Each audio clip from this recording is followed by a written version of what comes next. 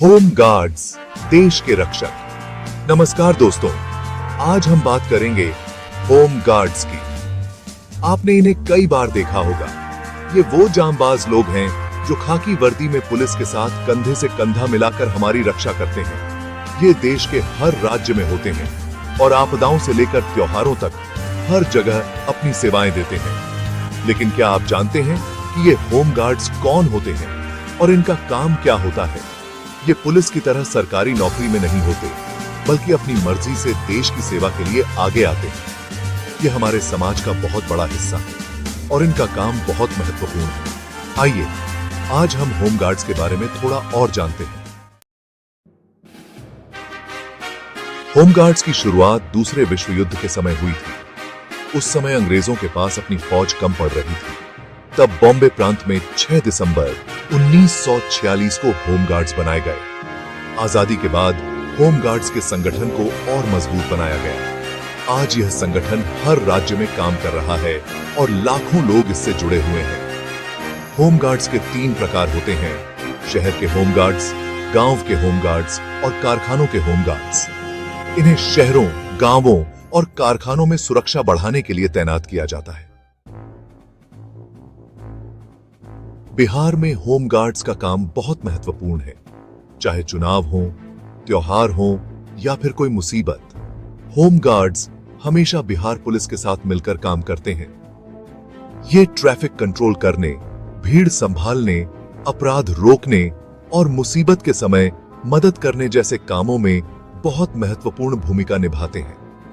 Bihar police के पास साधन कम है और ऐसे में होम गार्ड्स पुलिस के लिए बहुत बड़े मददगार साबित होते हैं।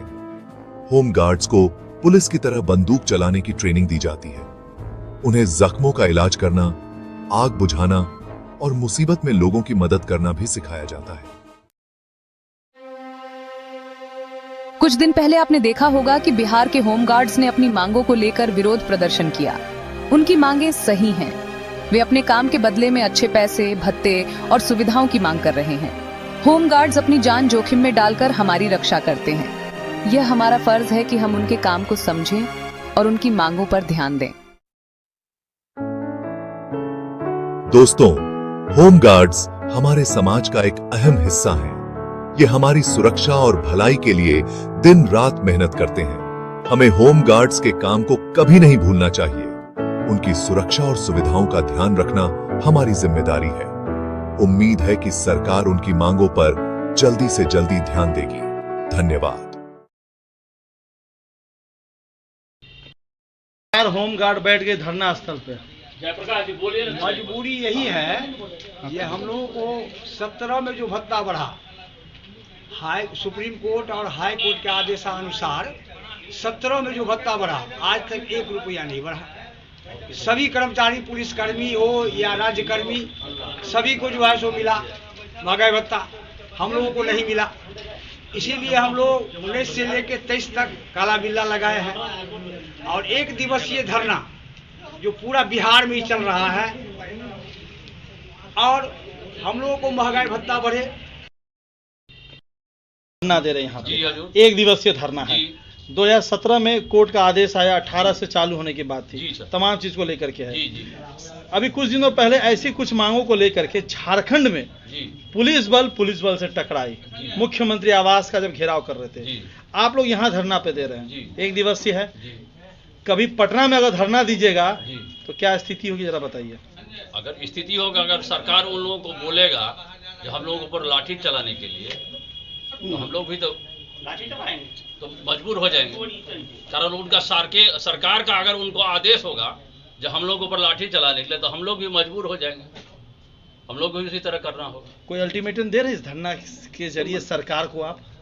हम लोग भी चिट्ठी दे चुके हैं सरकार को, जो हम लोग को समान काम का समान वेतन मिलना चाहिए।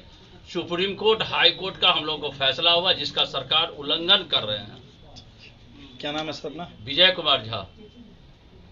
आप कोई पद पे हैं या इस संस्था में? उपाध्यक्ष हैं।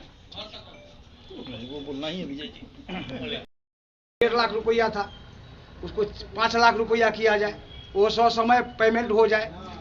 ईपीएफ वाला जो है 100 समय पेमेंट नहीं हो रहा है, रिटायर होता है, लोग बुआता है, वो भी नहीं हो रहा है।